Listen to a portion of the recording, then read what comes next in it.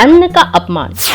सुधा जी के पति शंकर बड़े ही चिड़चिड़े स्वभाव के थे, खासकर खाने को लेकर हमेशा कंप्लेंट्स करते रहते थे। उनके गर्म दिमाग होने के कारण कोई उनसे कुछ कह भी नहीं पाता। स्नेहा अभी अभी बहू बनकर इस घर में आई थी। वो भी ये सब देख रही थी, जो उसे बिल्कुल भी अच्छा नहीं लग रहा था, पर वो कुछ कह नहीं पाती।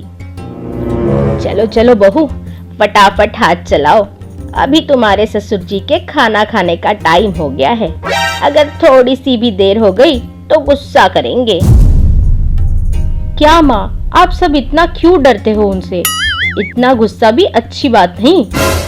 जाने दो स्नेहा, तुम इन सब में मत ही पड़ो। मैं हूं ना उनके नखरे झेलने के लिए, मैं संभाल लूंगी। ठीक है माँ। थोड़ी ही देर में सब खाना खाने बैठ जाते हैं और मेनू देखकर शंकर जी गुस्सा हो जाते हैं। अरे ये क्या, लौकी की सब्जी? इतने साल हो गए सुधा, और तुम्हें इतना भी नहीं पता कि मैं लौकी नहीं खाता? खाना खिलाना ही नहीं था तो पहले ही बता देती।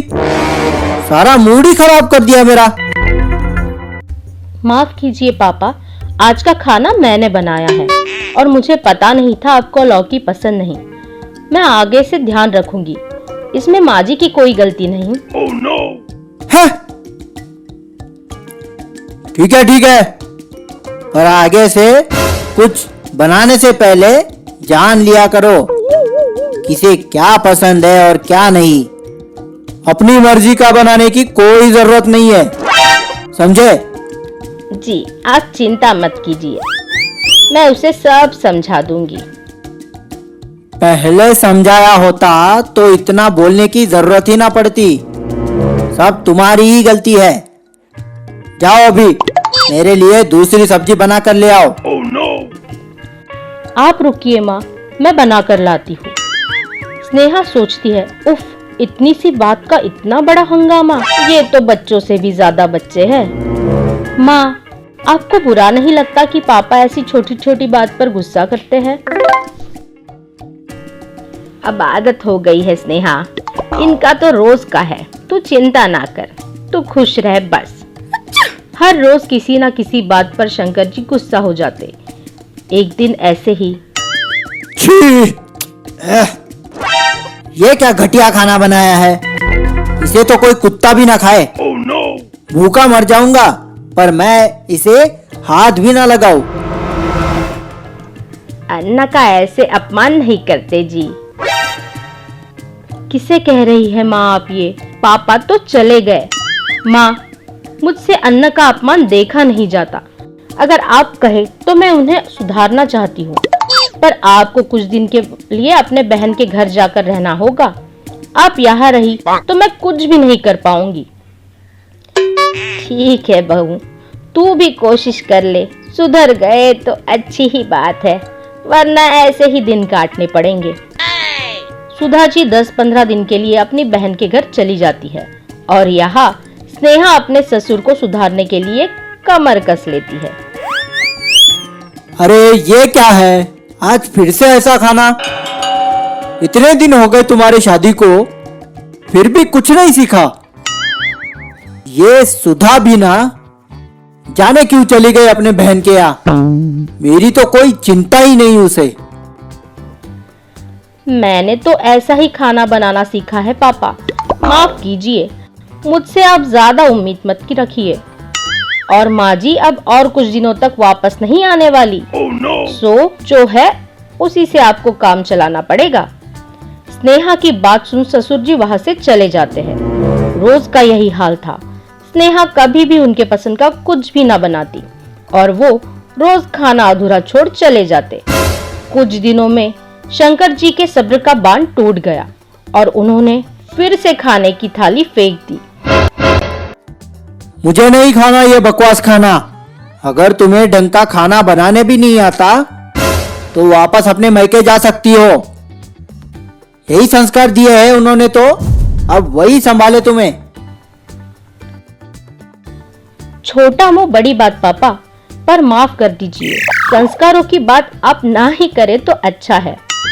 ऐसा अन्न का रोज रोज अपमान करना संस्कारों में नहीं बैठता। वहाँ लोगों को खाने को नहीं मिलता और यहाँ आपको मिल रहा है तो आपकी उसकी जरा भी कदर नहीं। कुछ दिन भूखे रहोगे तो समझोगे खाना क्या होता है, उसकी वैल्यू क्या होती है। स्नेहा की बात शंकर जी के दिल को छू गई, पर वही बिना कुछ कहे वहां से चले जाते हैं। दूसरे दिन खाना खाते समय वो बिना कुछ कहे पूरा खाना खत्म करते हैं। लगता है आपको मेरी कल की बातों का बुरा लगा है पापा, छोटा समझकर माफ कर दीजिएगा, पर ऐसे गुस्सा मत होइए। अरे नाना बेटा, तुमने तो मेरी आंखें खोल दी।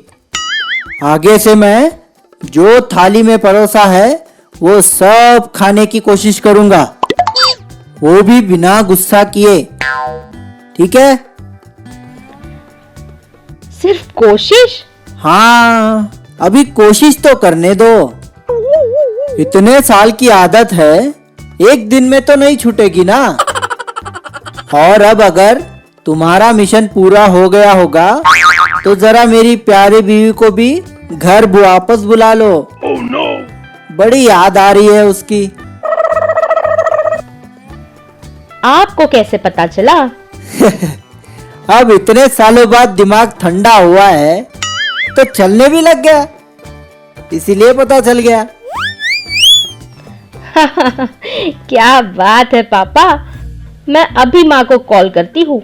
पर हाँ, मैं उन्हें बुलाऊंगी 3-4 दिनों बाद ही, तभी वो वापस आएंगी।